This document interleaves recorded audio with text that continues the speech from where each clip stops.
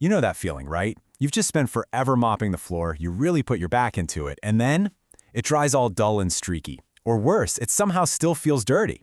It's so frustrating. But what if I told you the problem isn't how hard you're working, but the tool you're using? Today, we are diving deep into the clean floor paradox and why your mop might be the real villain here. I mean, it doesn't make any sense, does it? You just cleaned it. How is it possible that it's still grimy? Well, it feels like some kind of weird magic trick, but the reason is actually pretty straightforward. Your effort is not the problem. The problem is the tool we've all been taught to trust for generations. Okay, so let's break this down. We're going to look at the 3 big ways your trusty mop is actually, well, lying to you.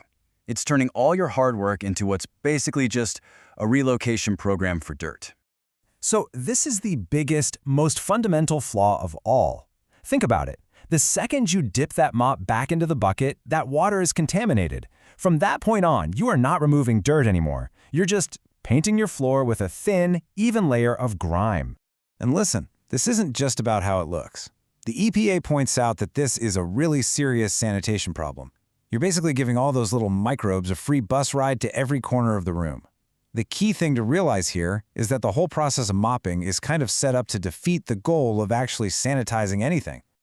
All right, failure number 2 is a little bit sneakier. Mopping is almost all surface level. You're just sliding a wet piece of fabric across the floor. And that does next to nothing to break up the really stubborn, ground-in gunk, or even more importantly, the invisible stuff that's hiding there. So what is this invisible threat? Well, a lot of the time, it's something called microbial biofilms. Just picture them as these microscopic, super sticky apartment complexes for bacteria glued right onto your floor. And a gentle wipe with a mop, that's just not going to cut it. You need some serious, consistent friction to break those things up.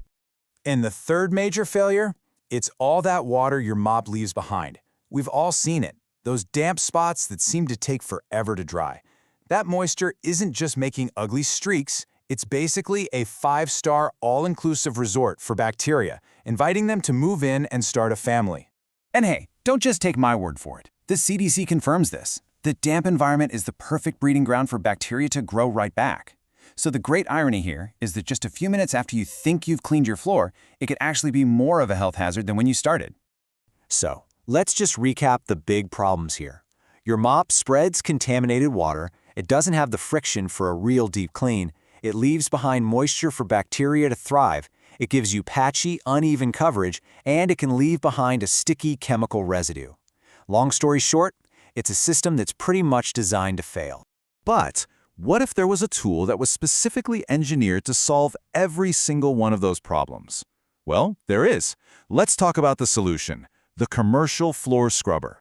A scrubber tackles the problem with this really smart 3-step process. First, it puts down fresh, clean cleaning solution. Second, it uses powerful brushes to really scrub the floor, creating all that friction you need to destroy those biofilms. And third, and this is the absolute game changer, it immediately vacuums up all that dirty water into a totally separate tank.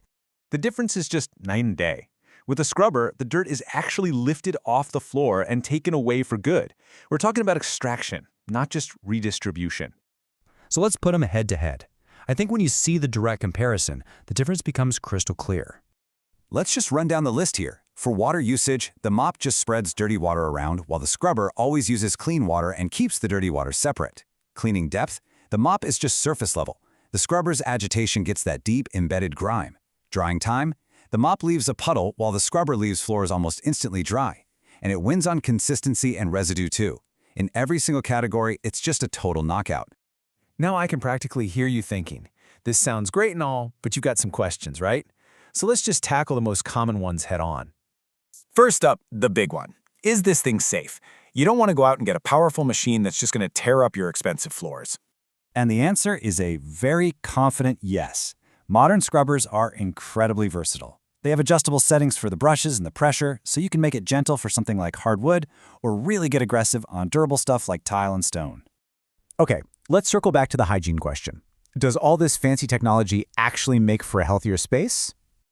Absolutely.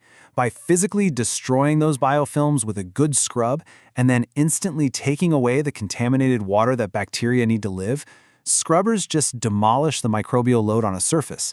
It's a really powerful 1-2 punch against germs. And what about the cost and the environmental side of things? You might look at a big machine like this and think it must just guzzle cleaning chemicals, right? Well, it's actually the complete opposite. Scrubbers are built to be super efficient. Their automatic systems dispense the perfect amount of cleaning solution needed, no more, no less. That saves you money, cuts down on chemical waste, and it prevents that sticky floor feeling that everybody hates. So, if you only remember one thing from all of this, let it be this. Just going through the motions of cleaning isn't enough. Real, true hygienic cleanliness isn't in the motion, it's in the method. It's all about using a system that's designed to remove the bad stuff, not just move it around. And that really just leaves us with one last big question. The next time you look down at your floor, ask yourself, is it truly clean or is it just rearranged dirt? Thanks so much for tuning in.